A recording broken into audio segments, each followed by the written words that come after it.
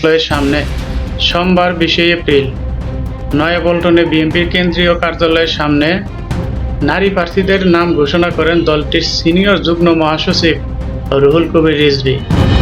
এই তালিকায় জায়গা হয়নি ছোট পর্দার জনপ্রিয় মুখ রোকেয়া জাহান চমকের।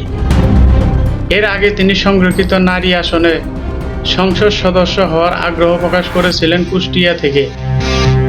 সাক্ষাৎকারে চমক জানিয়েছিলেন তিনি দেশের জন্য কাজ করতে চান, বিশেষ করে নারীদের উন্নয়নে অবদান রাখতে চান।